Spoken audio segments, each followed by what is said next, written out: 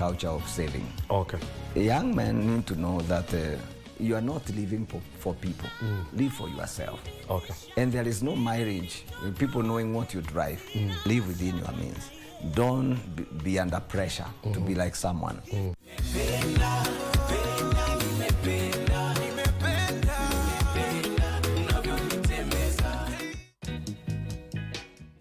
Yes, you have his eyes. He does not know you're here. But truly, we cannot harm Mr. Kaika. You think? That will be breaking the law. How do you think J&J was built? Alice, if anything happens to me, You'll what? I will hound you from 6 feet under. You had only one job, George. Wacha kunichekesha hivyo, my ribs still hurts. You should be grateful that's the only part of your body that hurts. 1 minute tulikuwa na yeye. The next minute ametoka nje. I didn't know you were coming back today.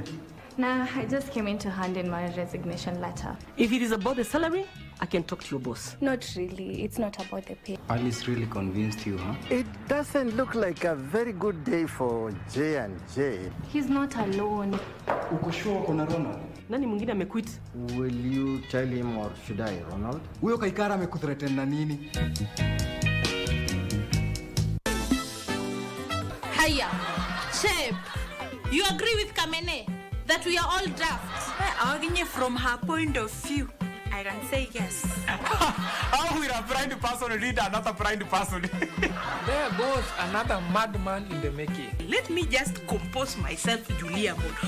Did this girl just call us Akilidun? Yeah, Kamene, not everyone is a walkover. You better shape up or ship out. You want me being featured in your music video, eh? I am telling you that is going to break all records you watch. Hafiz on my chest. Hafiz on my chest.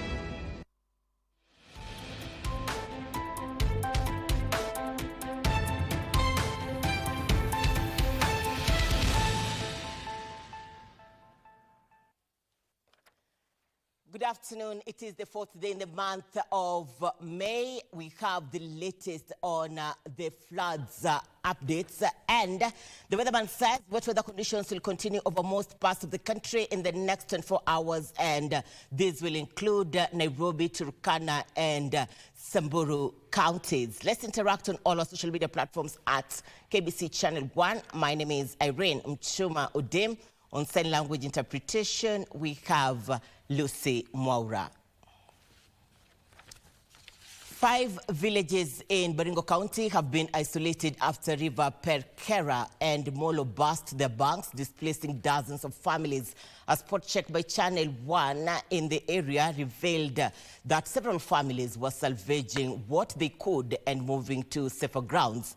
Affected families include El Bolei, Epulkanyaki, Leswo, Rine, Longeiwan, Murda, and some parts of Loropil. The floods are attributed to River Perkera changing its course and channeling the water to the nearby villages. The Kenya Red Cross Society is assessing the extent of the damage caused by the floods. Meanwhile, the search for the body of a man who was swept away by the raging floods at River Perkera is still on.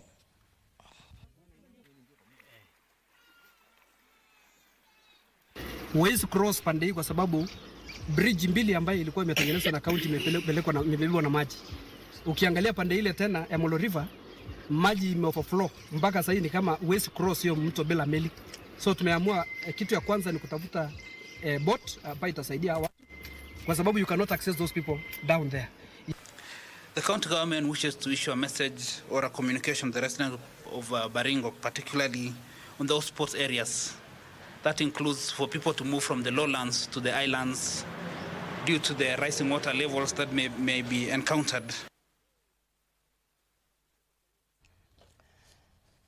The county government of Kilifi is warning fishermen across beaches in the region to steer clear of the waters following the Hidaya cyclone red alert. Chief Officer for Disaster Management, Irene cautions that there is a possibility of the oceans getting very rough, which may pose a danger to the fishermen during their expeditions. She said those affected by the current situation will receive humanitarian aid to cushion them during the disruption, which is expected to take about 6 days. Tumetoa chakula cha kutosha, mchele na maharagwe, na tutakuwa tuna monitor hiyo situation. Hali ikiendelea, tutazidi kuwapa chakula cha kuwatosha hadi bahari itakavyorudi kwa sawa. Lakini kimbunga hichi kwa hakika kimetufungia mengi, lakini kwa sababu ya kwamba maisha ni mazuri, basi lazima tutahakisha kwamba tunaenda sawasawa na mikakati iliyopangwa na serikali na sisi wenyewe pia kama BMU huwa tuko na mikakati ya kuambia wavuvi wetu kwamba hivi dakika hii kuna tahadhari hizi zilizotolewa, kwa hivyo tutaenda kulingana na tahadhari zilizowekwa. Now, the doctors' strike hit its 8th week with no light at the tunnel in sight as the doctors remain adamant in signing the return to work formula before calling off the strike. The agreement is expected to be deposited before the Labour and Relations Court on Monday. The government on Friday night signed their part of the document, calling on the doctors' union to do the same, even though the doctors argue that the document is incomplete as several grievances that precipitated the strike have not been addressed.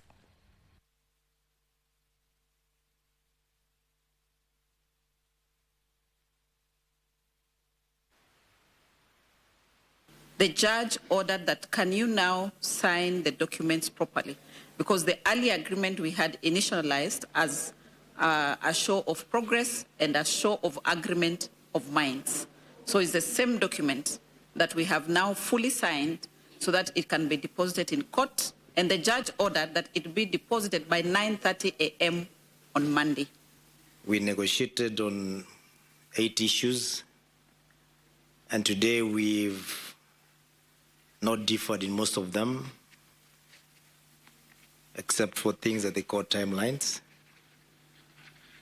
which they say do not have any monetary consequences. However, we are at a loss why we will not have signing today, but instead postpone to Monday. I will say we were sitting inside there pleading with them to have us discuss the issues, to have us negotiate, which they say they can't. So it means they came up with a preformed mentality on the issues. You cannot say that a document that has been initialized is a final document that cannot be changed. So it was more of a coercion, not a negotiation, not a discussion. As we sit here arguing about salaries and increases in allowances, non-practicing when we know half the private hospitals are owned by them, how many Kenyans don't have jobs? I think it is the moral question that we should be asking. Is it right to continue doing this? The Court Users Committee in Embu County, under the leadership of Embu High Court Presiding Judge Lady Justice Lucy Njuguna, is in the process of operationalizing the alternative justice system as one way of promoting access to justice in the county. Justice Njuguna observed that only 13% of cases make it to the courts in Kenya, while 87% do not.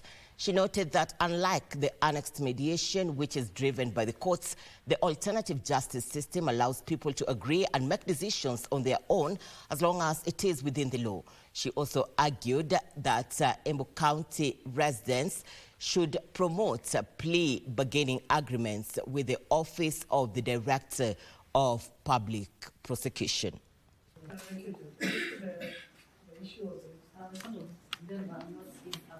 Society, people are taking the law into their hands because now they cannot afford a lawyer, they cannot afford filing fees, yet they have legal issues that they would want resolved.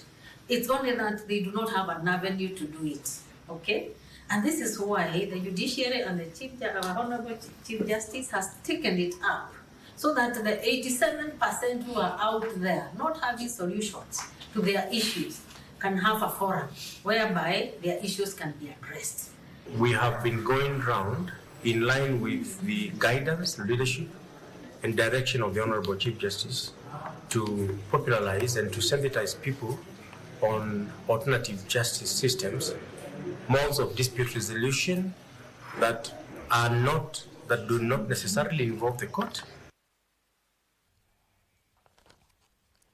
The National Assembly Committee on Environment and Mining has implored on the State Department of Mining to make use of the enhanced budgetary allocation to transform the sector and make it a top foreign exchange earner. Committee Chairperson David Gikaria says the government increased the allocation to the sector from 186 million shillings to 4 billion shillings, showing a lot of commitment to the industry, which can now make a turnaround. The mining sector earlier operated unregulated, but measures are now being put in place to revamp the industry. The members of parliament were speaking in Kericho during a public participation exercise on amendment of the Mining Act 2016 and Gold Processing Bill. It is unregulated as of now. In another 1 year, it will be after agriculture, the next exchequer earner and foreign earner of this country will be the mining sector. Before, it was just a ministry issuing licenses that were not effective. But I want to say the commitment not only in words, but in action by our president. When we started off this ministry, we got only when they're getting an exchequer of 186 million only, just to pay wages and a few operations. But now the president is committed to transform this country, and he has said he is not only going to mine, he's also going to do value addition.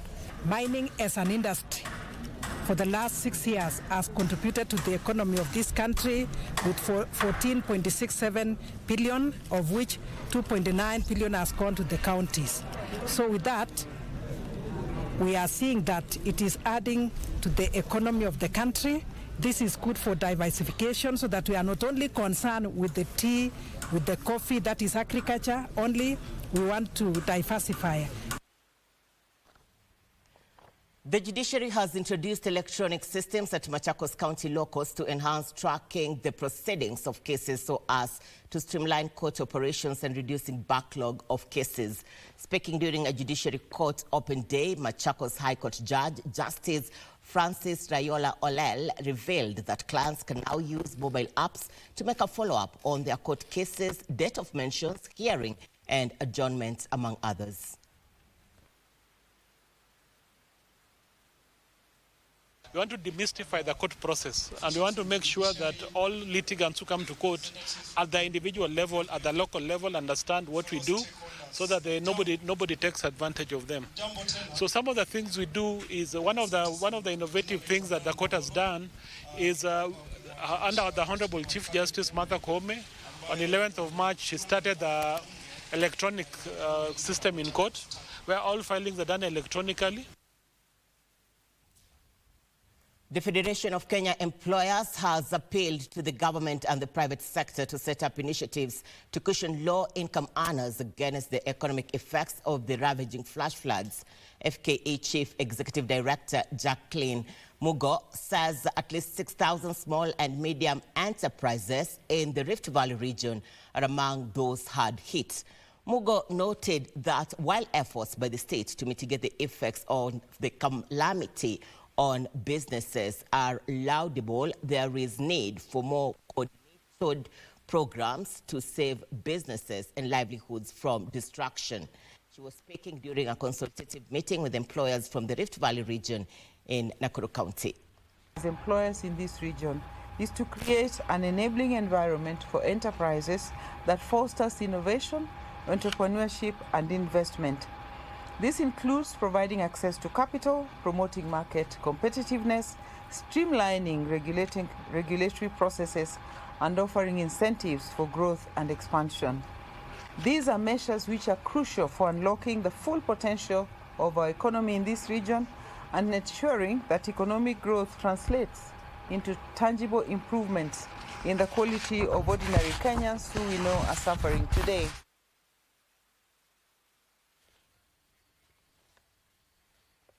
Prime Cabinet Secretary and Cabinet Secretary for Foreign and Diaspora Affairs, Dr. Salem Davadi, has underscored the vast opportunities available in Africa for green investments. Addressing the high-level gathering of the Nordic Africa Business Meeting in Copenhagen, Denmark, Davadi urged Nordic nations to capitalize on the significant reforms undertaken by African countries over time. He noted that capacity-building initiatives, technology transfer, and skills exchange, coupled with digitalization efforts, provide a pathway for Africa to leapfrog in its development journey. The two-day Nordic African Foreign Ministers meeting brought together leaders from both regions to explore areas of mutual interest and cooperation with a focus on sustainable development and economic partnerships. Because I think we've been on a journey for too long, trying to give the impression that the risks in Africa are insurmountable. But we now need to break away from that and sell Africa and get people to understand Africa as a continent of opportunity. Because the challenges we face are really no different. Because even today, Europe is facing a new kind of challenge with the conflicts that have come to Europe. The Middle East is facing their challenges. We are now moving to a level where we can have such agreements. And I'm happy that the European Union went further and ratified it in their parliament. 2 weeks ago, the Kenyan parliament has also ratified the agreement. So it is now all systems go. Nairobi Governor Johnson Sakaja says the replacement of boards by Chief Executive Officer in the management of Level 4 hospitals in the county has greatly transformed service delivery in health facilities. Sakaja says besides improving services, the changes have improved governance and oversight in management. He further said that the county has revived the bus rapid transit BRT system to ease transportation in the city by linking roads to the railway terminal. I set up a task force to look at the legal bills. It was headed by Kamodo Waiganjo. Unfortunately, during the work of the task force, the High Court in Trans Nzoia outlawed these task forces that look at pending bills, saying we are usurping the role of the Auditor General, which is not true. These task forces help us make administrative decisions. Traders in Gatundu South constituency, Kiambu County, are upbeat after the national government began construction of a modern market. According to the area member of parliament, Gabriel Kangombe, the facility at Mtati village in Kiamwangi ward is being constructed at a cost of 50 million shillings. Kangombe, who spoke during the groundbreaking ceremony of the project, noted that smallholder traders in the region will benefit with a conducive environment to trade their wares.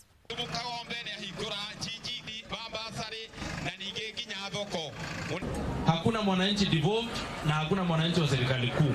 Mwananchi ni mwananchi. Kazi yetu sisi tuliochaguliwa ni kutumikia wananchi. Na tunatumikia wananchi kwa njia iliyowekwa kisheria. Kilifi County government has threatened to move hundreds of unclaimed bodies from the Shakahola massacre preserved at the county's hospital to Nairobi's Kenyatta National Hospital. 2 containers with over 429 bodies are yet to be collected at the Malindi Sub-County Hospital. Governor Mungaro says the preservation is not only a burden to the county, but has also rendered the area inhabitable owing to the stench from the containers. The infamous Shakahola massacre, which saw hundreds of bodies exhumed from shallow graves within the Magarini area in Kilifi County, appears to still be a nightmare for the county government.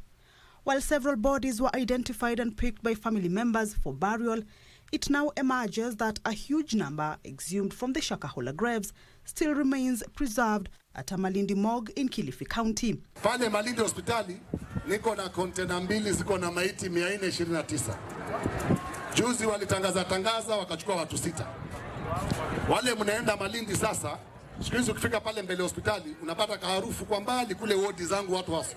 Nimetengeza vitanda mpya, nimetengeza wodi, sasa natengeza akina mama, ya watoto inaendelea.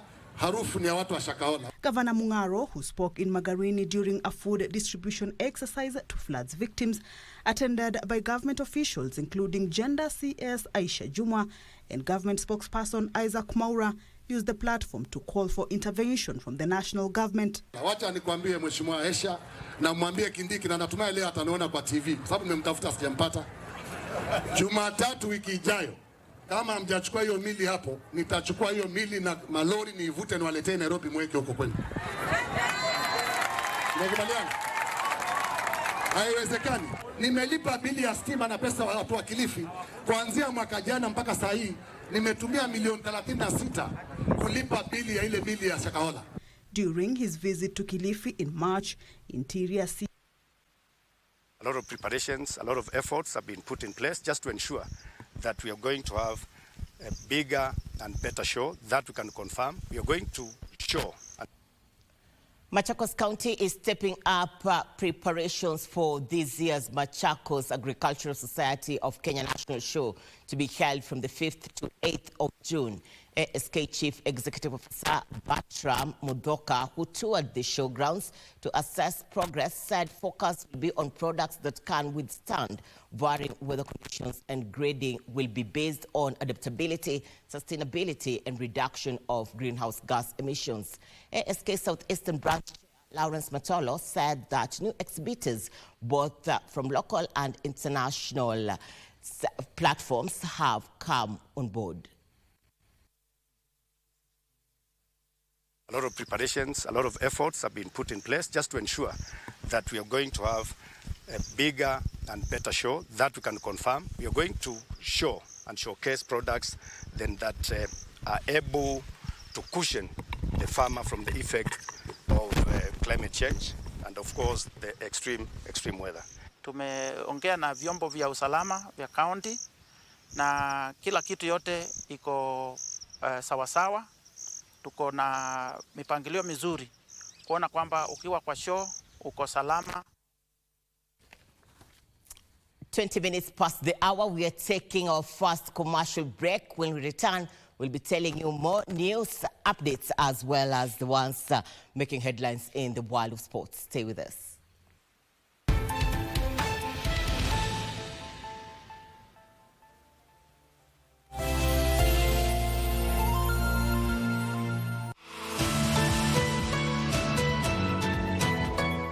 Welcome to the 5th Engineering Partnerships Convention. My name is Engineer Margaret Ugai. I'm the Registrar and CEO of Engineers Board of Kenya. Our theme for the convention this year is Engineering at 60.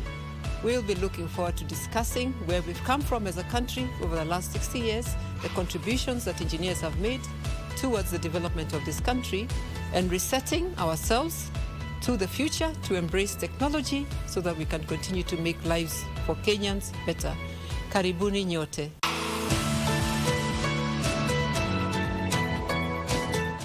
We invite you to join us in the Green City under the sun as we converge to discuss the critical role of data governance in the realization of Africa's digital transformation. Hosted by the Office of the Data Protection Commissioner in conjunction with the Ministry of Information, Communication and the Digital Economy, the Network of Data Protection Authorities, AGM, and conference at the Windsor Hotel and Golf Club from the 7th to the 9th of May 2024. This year's conference will be graced by His Excellency President William Samoei Ruto. We are hosting a hybrid conference aimed at strengthening our collaborative approach towards data protection frameworks of member states. Don't miss out on the opportunity to network, exchange knowledge, and gain new perspectives from industry experts and leaders from across the world. Visit www.nadpaconference.odpc.go.ke for more information.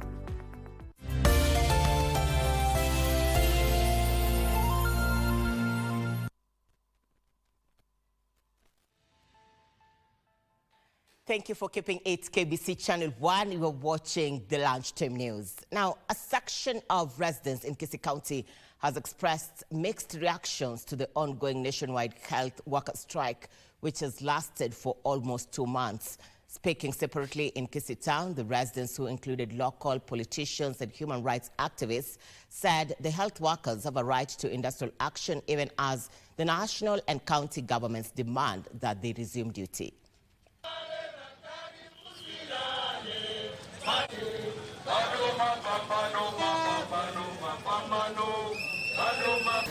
Tumeona hiyo maandamano sana tangu county government sianze. What we are asking the governors, if you are able to deal with the human resource working in the health sector, why don't you say you are devoted to do that and hand over the docket back with the national government? Mheshimiwa William Ruto akae chini na aongee vyema na madaktari, na kama kuna uwezekano kama ni pesa anasema hakuna, ile yenye alikuwa anataka kuweka kwa mjengo atoe kwanza, awekeze katika wizara ya afya ili madaktari warudi kazini wasaidie wagonjwa.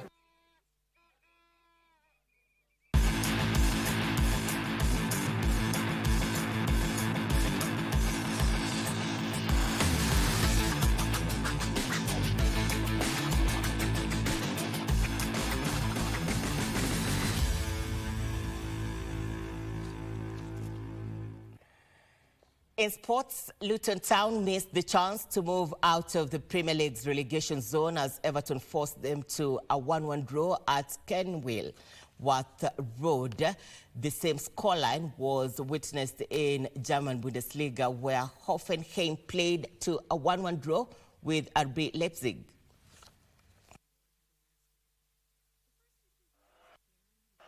The draw leaves Rob Edwards' side in the bottom three, level on points with Nottingham Forest, but having played game more. Early today, Arsenal will hope to maintain their lead on the table when they play Bournemouth at Emirates Stadium. The Dallas Mavericks beat the Los Angeles Clippers 114-101 to secure a 4-2 series win in the first round of the NBA playoffs. The Orlando Magic defeated the Cleveland Cavaliers to tie their match at 3-3. Pass, Gafford got it.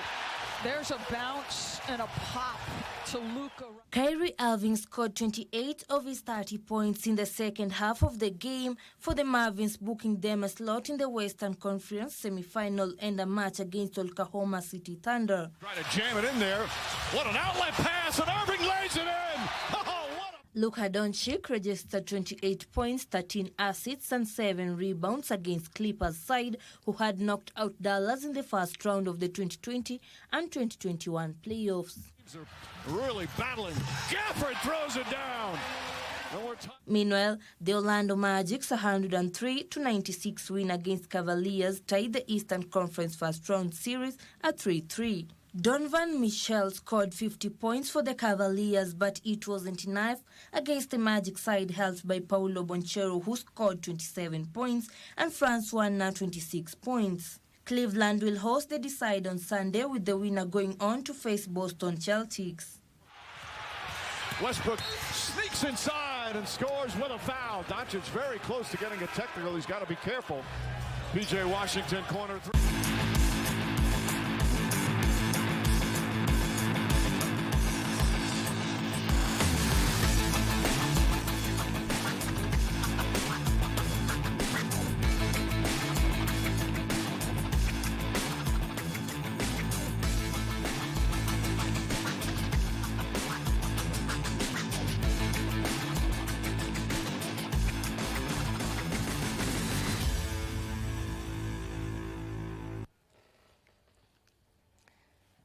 And on that note, we have come to the end of Lunchtime News. Thank you for your time. Thank you for your feedback on our social media platforms. A quick recap.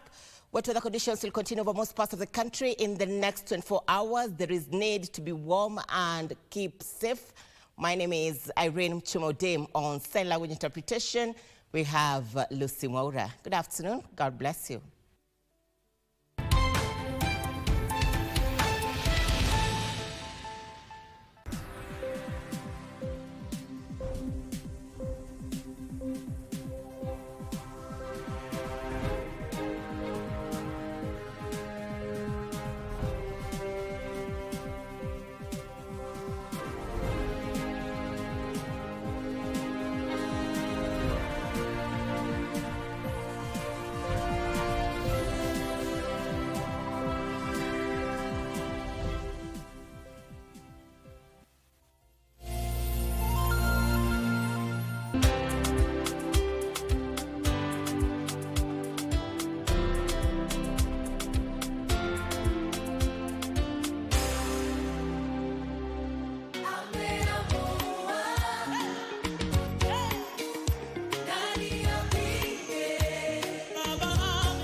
In fact, to parallel it with the Bible, theologians say that Jesus spoke about money more than he spoke about heaven and hell. How do you survive in tough economic times, and what is the wisdom of managing our resources? Whether young or old, we need to develop a culture of saving. Okay. Young men need to know that you are not living for people. Live for yourself. Okay. And there is no marriage with people knowing what you drive. Live within your means. Don't be under pressure to be like someone.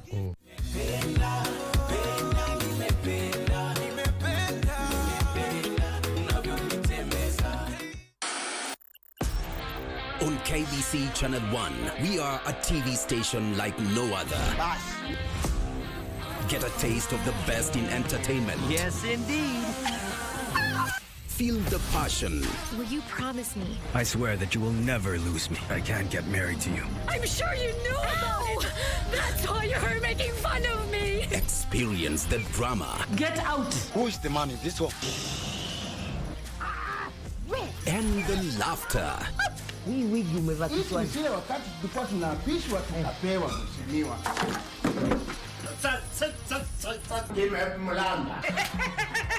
Move to the beat.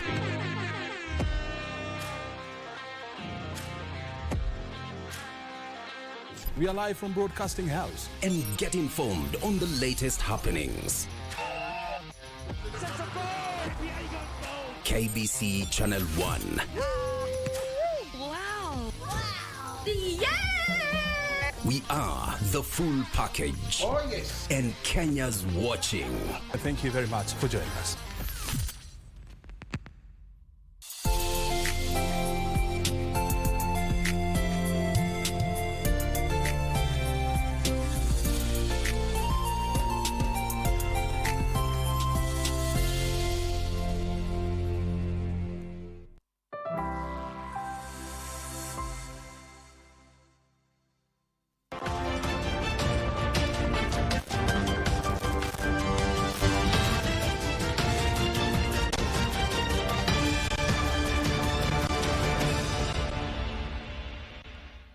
Dakta, hujambo mwanadunia popote ulipo, na karibu sana katika makala mengine, makala ya juma hili ambapo tunaangazia taarifa za kimataifa kutoka kila pembe kote ulimwenguni. Ni kwa ushirikiano mkubwa sana wa shirika la utangazaji humu nchini KBC na